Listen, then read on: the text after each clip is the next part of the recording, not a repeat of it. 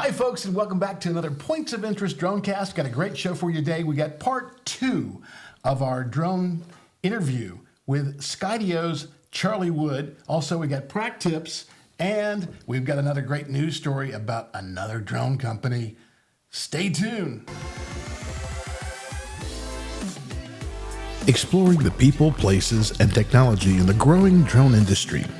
This is the Points of Interest DroneCast.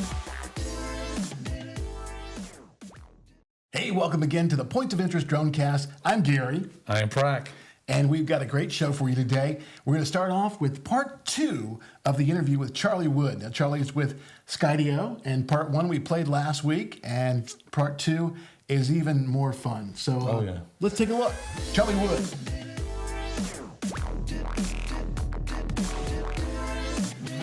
Tell me about what equipment at Skydio or otherwise that is your favorite drone to fly. So the Skydio 2 Plus, I might be biased because I designed the application that controls it. So the app that runs on your iOS or your Android. I really like it for a few reasons. And the primary reason is the keyframe skill that we shipped with Skydio 2 and 2 Plus. If you're a filmmaker or if you're trying to just get a unique camera move, you can try to, use your thumbs to fly that maneuver. But that takes an immense amount of skill. And I got to admit, I'm not a great drone pilot. However, coming from an animation background and a filmmaking background where I understand how keyframe animation works, where you set your keyframes in 3D space and then your camera will move along a spline in between those camera positions, or what they're called poses. That, in conjunction with, if you're shooting real estate photography, if you're shooting travel video, and you want really dynamic, professional looking camera movement, I think that's my favorite experience to use with anything we've made so far is, I take my drone out, I power it on, I set my first keyframe by just aiming the drone where I want it to look at. I find my next keyframe. You can do up to 99 keyframes in a single move. You can run them backwards and forwards. You can change the speed during the move or after the or before the move. And I just love getting onto a site or a location and kind of saying, oh, what would be a cool camera move here? Or what would be a good crane move or a techno crane or some other piece of equipment? And then I set up my drone and I set my poses and I just hit play and I sit back and it's more like editing than anything else. It's not like flying a drone. You're kind of just editing your timeline. You basically have done with a drone what a computer controlled. Oh yeah. So you remember motion control cameras from, right. Back to the Future and Terminator and Jurassic Park. Like this is a computer controlled drone, that moves on a very precise virtual spline that you've created. And, I learned 3D at your house. Like I got early versions of 3ds Max and Bryce Studio, and I learned how to set up keyframes in those programs. And, 15 years later, in a product meeting, I was like talking to the co-designer, Matt Boudouin-Lafont, and he was like, we should build a keyframe editor inside of our flight software. And I was like, yes, I immediately was transported back to high school. We should do this. Wow, that is cool. Now, the other thing I see with Skydio is it seems like you guys are involved, and I guess, again, for the same reason that they would not go with foreign-made drones. You guys are kind of entrenched in the government, warfare, right? A few years ago, around 2019, 2020, the armed forces,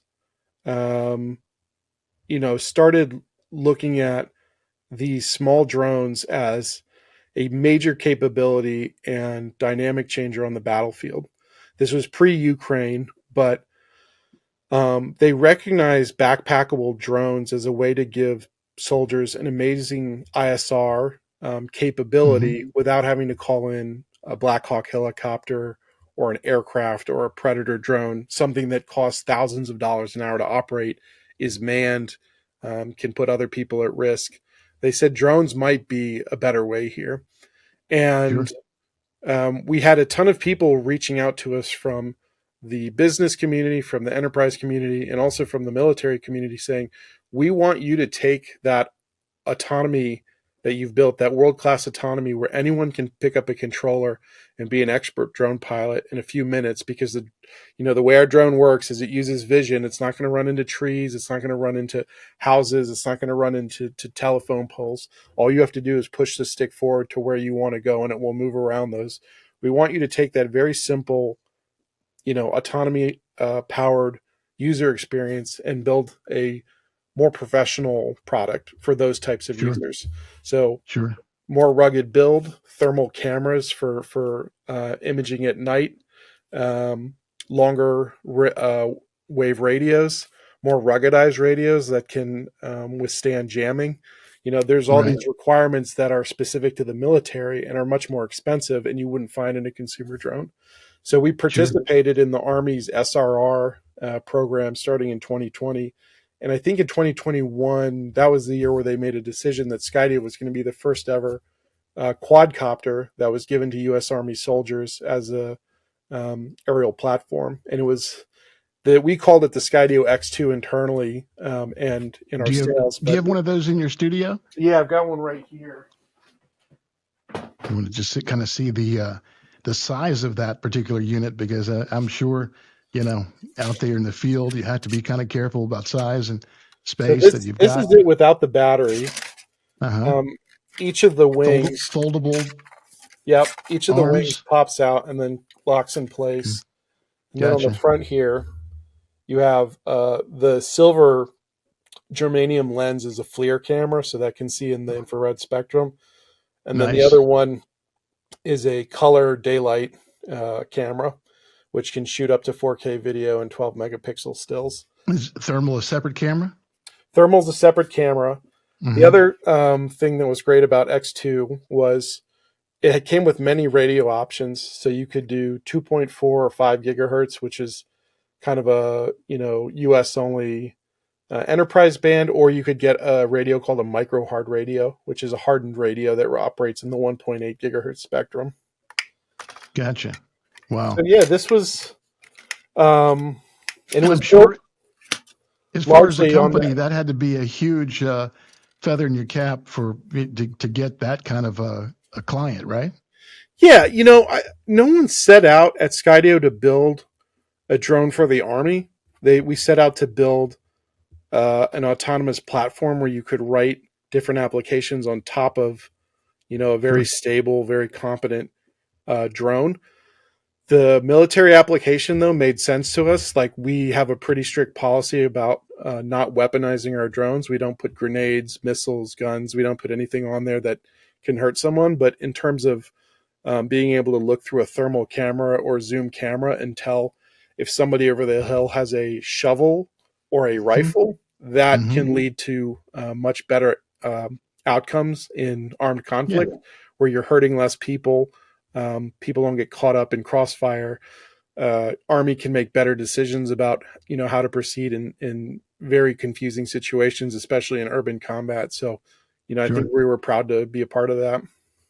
Let me ask you, when I saw the commercial or the ad piece that you guys put together, it spoke of you. I was sure that you must have had something to do with the writing or the filming of the really great commercial. That's the Army commercial where the Jeep comes up and they launch the drone and all that kind of stuff. That you guys did. You do that?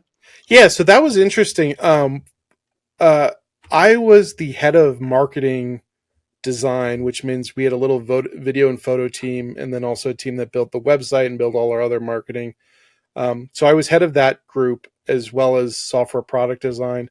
And we needed to make just essentially what was a demonstration video for the X2. And we were able to go to this place in Southern California called Blue Cloud Studios, which is where they shot Iron Man, the first Iron Man movie. And they had a few sets that looked like, rural areas overseas. And we were also able to work with a veterans group that provides real life Army, Marine, Air Force, Navy veterans to participate in film productions. And the great thing about working directly with veterans is, one, they take amazing direction because they're so used to taking orders. Two, they Sure. can self-organize. So me as some like rando guy from the suburbs who's only seen like Predator and Rambo and has no idea how the actual Sure. military So they works. were probably directing you by the end of the Yeah, day, right? I can say all I need is a few shots of the drone taking off and going to look for this suspect vehicle. You all tell me how this would actually happen, and Uh-huh. they were able to kind of direct themselves and put them in the right places, and Oh, that's we cool. just let the cameras run. But That's cool. they were really great to work with, and then we edited all that together as kind of a promo for the X2 as this new American made ISR drone. Very cool. I got another question for you real quick, and then we got to run on this one. But actually, two questions. First of all, what is the most advanced Skydio drone to date? Tell me about what you Yeah. consider your top eagle, and then finally, just tell me what the future looks like for Skydio and for Charlie Wood. Yeah, so let me. I just received one in the mail today. So late last year, we launched Skydio X10, which is our most advanced drone to date. And let me see if I can grab it. What are some of the things that drone can do, especially compared to anybody else's, or better than anybody else's? So you can see it's much bigger than the X2, but not Mm-hmm. by much. It's still folding. Um, Mm-hmm. but the big things with Skydio X10 are it's a platform for the next several years. Like we don't want to have to go back into hardware development. Like a big thing is a modular payload system here, and I'll send you some photos and videos. But you can put on different types of camera payloads. So the camera payload I have on now is called the VT300Z, and that has I think it's a 96x uh, optical and digital zoom pair of cameras, and then it also has a 640 FLIR sensor in it. So it's both daylight Yeah. and infrared all in this payload. Holy cow! Another What else what other cameras would you want to put on that? It looks like you've got everything covered. So there's some new payloads coming out that have wider fields of view that are better for like photogrammetry and inspection. We Okay. have another payload that's going to have a flashlight on the front of it. So if you're doing under bridge inspection and you need Sure. to fly up underneath something and look up and it's either daylight or night, it's very dark under there with the shadows. We have a very bright flashlight that can illuminate for photography That's cool. purposes. That's cool. In comparison, it looks a little bit like the size and weight of this guy. This is a Matrice 30T, and Yeah, so similar with the it's about half the weight of the Matrice 30T. wow. It has a 39-minute, 40-minute flight time. Um, and then the other thing that you can't quite see here, I wish I had one with me, is that it has a bunch of accessory ports. So you can attach a few things like spotlights, speaker mic, an RTK for precision mapping. It has a really cool set of attachments that I don't think anybody else, I've never seen anyone else with them. It's called Night Sense, and essentially it's an IR illuminator that sits on the top and bottom of the drone and allows you to fly at night with full obstacle avoidance. So Wow. if you've ever That's flown at nice. night, you know that it's pretty scary, and Oh, you kind of push it up a I few hundred lost. feet. I almost lost one. I crashed one on the other side of the river trying to film the Christmas parade this past year in total blackness, and it was gone. And I pulled out another drone and got the footage I needed. And the next morning, we were able to go back in and hike about a mile through the woods on the other side of the river. I did find my drone. It had a few repairs to be made, but it was still intact. So I was lucky. But yeah, flying at night in the darkness is almost impossible. Yeah, So so if you had a capability like Night Sense on your drone, it can see these obstacles even at night or inside right, a dimly lit warehouse. Like you're not going to hit anything. Um, sure, Another great thing is we have a new controller with a much brighter screen. So nice. we've got I a like the new, size. What is that? About 7, 8 inches? yeah, it's Yeah. it's like a Steam Deck, those new Uh-huh. Steam controllers. It has Nice. a brand new Skydio radio in it. So I think we advertise between 6 and 10 kilometers worth of range. We Sure. now have a 1080p 30 video stream. The old video stream used to be 720 30, so Sure. we've upped the resolution. We're also with this drone, it comes with an LTE SIM card built in, So if you want to fly it, instead of flying it through a direct connection, you can actually connect this to LTE. So you just go and you choose cellular, and you can fly it through the T-Mobile cellular network. So you can Which go would, much further just using cells to push it it as far as you need to theoretically go. it gives you a range that's limited only by where you can The find a cell battery. tower. Yeah. Right. Wow. That's amazing. Okay. So the final question is, what do you see as the future for both Skydio and you? Because I think you've got all kinds of, as I've seen you just grow into bigger and better things, and hopefully you'll stay with Skydio, because I think that's what they need is engineers like yourself. But what do you see? Yeah, so I'm going to stay at Skydio as long as they'll have me. I think we have a lot of work to do ahead of us. There's still a lot of cutting edge stuff that we want to define, and new paradigms we want to bring to the drone world. I think the biggest thing that we're interested in right now is docked drones. And I don't know if you're familiar, or if your audience is familiar with the docked drone, but basically, it's a drone that sits inside of a little nest, a powered nest. 2019, we showed a prototype of our first dock. The Skydio 2 fit in it. An arm comes out, and the Skydio 2 can launch. You can fly it. You could fly it remotely through a web browser. And since then, we've been doing a lot of work to really understand like dock use cases, what it takes to build a dock that can survive in any weather condition unattended for months at a time. What kind of radios and other systems we need to build so that you can install one of these things, at a train yard in the middle of nowhere, or underneath a bridge, or at a very sensitive site, and have it, up 99.99% of the time, always ready to take off and perform a mission for you. So we've released the Skydio X2 dock, and that's being used by customers like the NYPD, customers like BNSF, the big train company in the Southwest. And I think that's pretty much where we're focusing a lot of effort over the next couple of years, is really exploring all the use cases and making docked drones like a thing that you see everywhere, and can provide a lot of value and utility for public safety, for people trying to do security, for people trying to do construction or stockyards. We just think the opportunities there for dock drones are pretty endless, when you can have one pilot, sitting at a desktop or a laptop there, controlling many drones, doing many tasks, instead of having to have a pilot go on site in horrible conditions, with a controller, and stand outside there and look at the drone. Like with 5G, the internet, we should be able to allow anybody to control a drone from anywhere in the world. Sure. And then combined eventually with AI, it'll make its own decisions about what it sees, what it needs to do, based upon a series of commands that would make it totally autonomous and thinking its own way through the problems, probably. Well, Charlie, thank you so much for coming on board. I hope that maybe someday we could come out there and visit you in person. Where are you in the country this time of year? So Skydio is a hybrid company, but our headquarters is in San Mateo, California, and then our factory is in Hayward, California.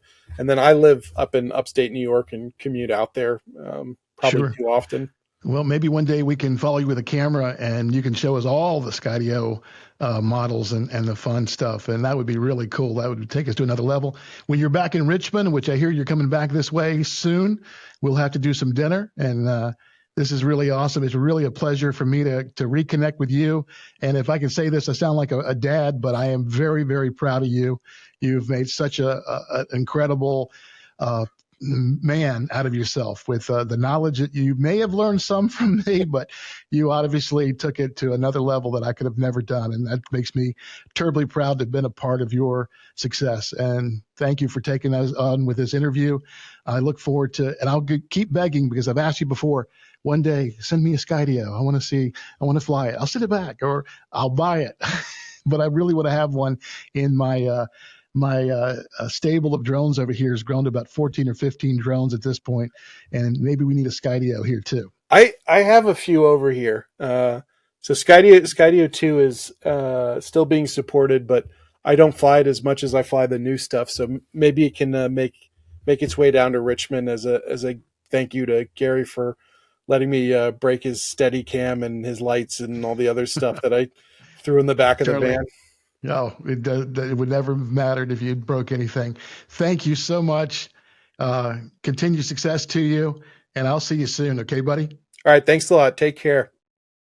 All right. Great interview. Do you think? Oh, yeah. Man. Very excited about the keyframe. The keyframe's That's really going to be a game changer. Yeah, and he gave a little shout out to me, which I was really proud of, right? Yeah. Did he mention the price of the drone? He did not mention the price, but I think we know they're a little expensive, but that's okay. They're a great new drone. I got to start saving. I think we all do because we might be all buying new drones soon. Yeah, eventually. Yeah. Because of the Chinese drone ban. Speaking of that, there's one company, I told you a few weeks ago about one Malaysian company with U.S. relation trying to rebrand the DJI drone, but still have the same Chinese software in it. There's a company called Anzu Robotics in Texas. The CEO name is Randall Warnas. Does that ring a bell at all? Well, they've been all over the internet this week. I tell you that, but I don't know him, but you did. Yes, Randall Warnas is one of those founding father of the consumer drone business. He's pretty much the top 5 people that advise people on drones, and he served briefly as CEO of Autel until there was a disagreement with policy. So then the past year and a half, he's been working behind the scene with DJI and trying to find a way to bring the DJI product to the U.S. market. And so he came up with Anzu Robotic. So basically, he's aiming towards professional grade drones. You're looking at the like the Enterprise? And in the Enterprise version, the public safety. And again, he's not looking at the lower model. He's looking at the prosumer, the Mavics series. Sure. But instead of calling it a Mavic, he called it the Raptor T and the Raptor. And can't get more American than Raptor, Right, true. And you can see, and also the color, uniquely different. Green. Yeah, green. That reminds me, when I was younger, this guy's around my age too. I used to, around every June in California, we had this plum tree. Plums would fly out. We have these hundreds of June bugs flying around. I used to tie a string to it and fly it around, pretend I'm controlling it. And I think our buddy Randall probably had the same thing in mind. It looks like the same green as It looks like the same green. Yeah. Check it out. You're right. You're right. Well, we got to keep up with that story because that's some exciting news. Hopefully, what they're trying to do is give us a real alternative to DJI. Oh, yeah. And it's a big thing. Yeah, I'm gonna try to keep in contact with him and maybe get an interview, because it sounds to me from what I heard is that he's getting the way he's approaching this, like all the data is actually kept in the U.S. As opposed to China. That's going to be where the security issues have been a problem for a while. He's addressing it, and DJI can license the drone to him, and he can just reformat it and manufacture it in the U.S. Well, we'll keep up with that. I'm a little more casual today. You see, I'm wearing my T-shirt today. Looks with good. The drone. It's the official. Yeah. Shows you're a serious shirt. pilot. Yeah, I'm a pilot. It says it right there on the shirt, so it must be true. Must be true. But anyway, the reason I'm trying to stay comfortable, I have had a busy week. I can't tell you a lot about it, but I filmed for a movie. Oh, yeah. I did some RTK droning for the first time. Awesome. And it's been a crazy week. And I want to give a big shout out to the folks at TraceAir who got me on board to do the RTK work. And I went out and actually... For the audience who don't know, what is RTK? I wish I knew the word. Real-time kinematics. That's it. I can't even say that. Yeah. So basically, it's having GPS and setting up a base station and using your drone 3 points of contact so it knows exactly, so it can duplicate the mapping. So it corrects everything. The satellites and the Earth is moving. The satellites are moving. The drone is moving. Yeah. Now you have a known point on Earth. Yeah. A GPS, you're looking at probably 1 or 2 meters precision, but with the RTK, you're looking at like 1 centimeter. 1 centimeter precision. Right. Engineering. Yeah. So, but it was a lot to learn. And again, the folks over at TraceAir, got to give a big shout out to Chandler over there. They hooked me up with him. He's out of Raleigh, North Carolina, and he spent more than an hour on the phone with me, just kind of helping me get through some of the particulars of the setup and those kind of things. Also, Scott Shrimple got me in touch with a guy by the name of Kevin Guthrie, and I appreciate both of them for really helping kind of drive me very quickly, get me up to speed so I could do the RTK appropriately. And apparently, I did a good job. So great, good job. Yeah. So there you go. Thanks so much. Also, we're going to not do this week, but we do want to talk about next week. We're going to do a whole dive into the scavenger hunt. It was so much fun. Yeah, and it's another reason I'm trying to rest, because that was last Sunday. Yeah. And we had the best time. I think so. Had about 12 people show up to run the race. Yep. We had 60 targets. And one person, I'm not even going to tell you yet, you have to watch next week. Yes. One person got all 60 targets in about 2 hours' time. And that means leaving, getting the targets, and getting back to the rooftop where we... And everyone tells me it feels like Cannonball Run. It is, yeah. It was like Cannonball Run. We went out and tried to catch video of them as they were running through downtown, capturing all the shots that we. You and I was like, was it the buzz up in the air? So we hear buzzing, and sure enough, it's one of the drones. Next week, we're going to show you really what happened on that and what a good time it was. So we'll have that for you. Awesome. So can't wait to do it again next year. So I think we're about ready for one of my favorite parts of the show. Hey, let's do Prak's Tips.